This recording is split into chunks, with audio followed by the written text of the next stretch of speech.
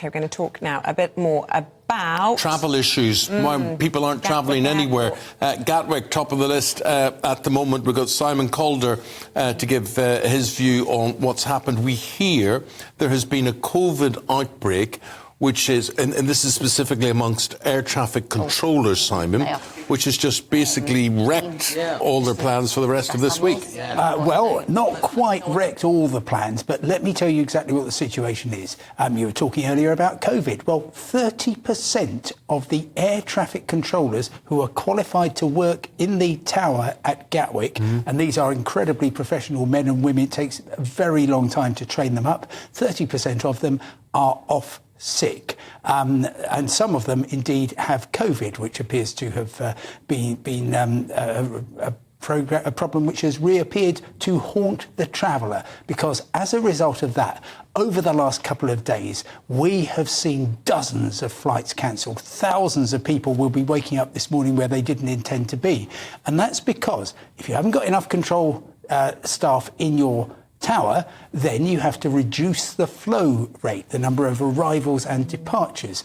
And if it's the busiest runway in the world, which Gatwick is, you have a serious problem. And pretty quickly, airlines, in particular EasyJet, are just cancelling flights all over the place. Why would it be specifically EasyJet? How are they worse affected than anyone else? Because they've got by far the highest number of flights at Gatwick, and it's one of these things where if you're another airline maybe flying in from Spain or France, that's only going to affect a little bit of your schedule. But EasyJet's main base is Gatwick, and so anything that goes wrong at Gatwick affects it more significantly.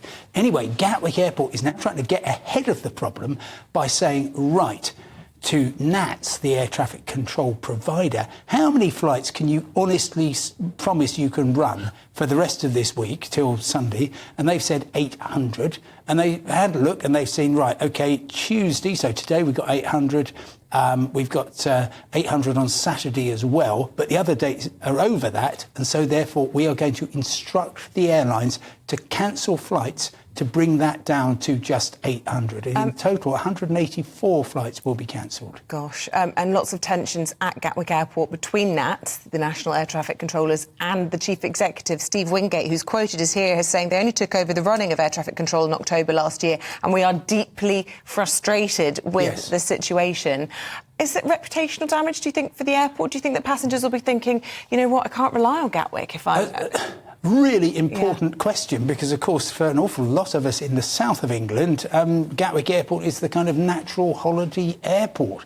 And if you start thinking, well, I'm not sure I've seen all these cancellations, yes, it could be a problem. That's why Gatwick is really alarmed about this. I mean, they knew that were staffing difficulties, and lots of places across Europe have had this problem, basically because during COVID, they were not training air traffic controllers, partly because they didn't have any money, because nobody knew if we'd be flying normally again, and partly because it was very, they were trying to keep number of people working to a minimum. So lots of people have this problem, but Gatwick's degree of sickness is now so high that the airport has come out and said this is terrible, and the airlines are furious because not only do they have to upset their passengers and say, sorry, you're not flying, although actually they'll probably be moved to adjacent flights.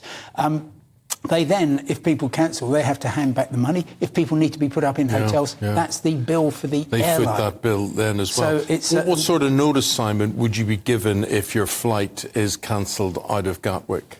The first cancellations are going in tomorrow. It's going to be about 30 flights. That's going to affect about 4,500, 5,000 people. OK, those cancellations will probably be going out this afternoon. And I think the airlines are going to be working through in date order. They're going to be looking at, have we got other flights available? If you're talking about Gatwick, Amsterdam, or indeed Gatwick to Belfast, you can probably squeeze more people on.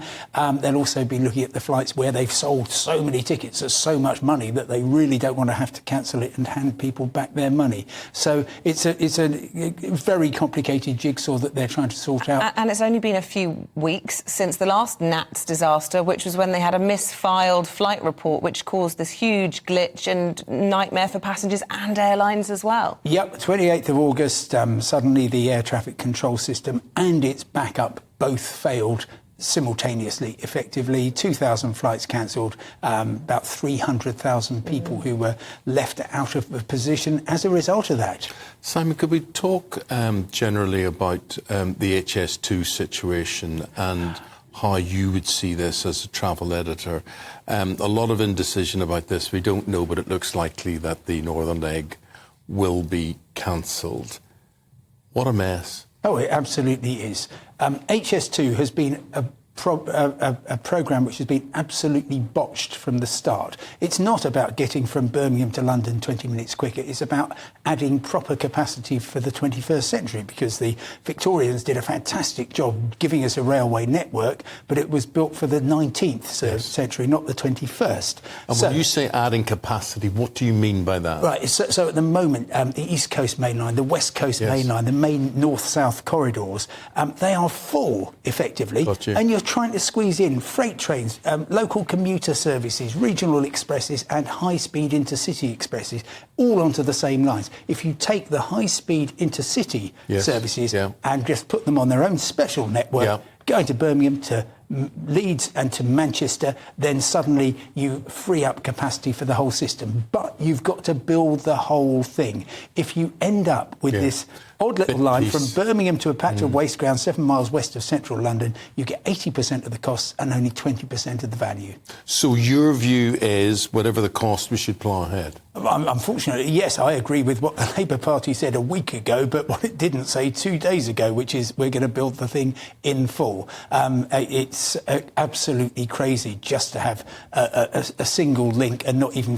You know, we had a viewer this morning who got in touch, and I think there's some truth in this. And basically he said, you know what, if they had have started building this in Manchester southwards, it wouldn't have been cancelled. It's Manchester in the north becomes an optional extra when you do it the other way around. Oh, sure, and it would have done the great thing, which is so important, and again, it keeps being missed out. Connections between Leeds and Sheffield and Birmingham by train are absolutely lousy. Build a high-speed line, you would transform everything. And I mean, when you look at, we're crying out, I mean, I totally agree with you. I mean, I'm in favour of it being built, because I do think this Victorian infrastructure, I mean, is this the way we want to be, a modern country going ahead? And you look at Liverpool on the the west coast, and you look at somewhere like Leeds or whatever on the east coast, and it's appalling that they're not connected, really. Yep, the oldest passenger railway in the world by some counts, Liverpool to Manchester, and they haven't even got electricity on it. It's scandalous. Scandalous.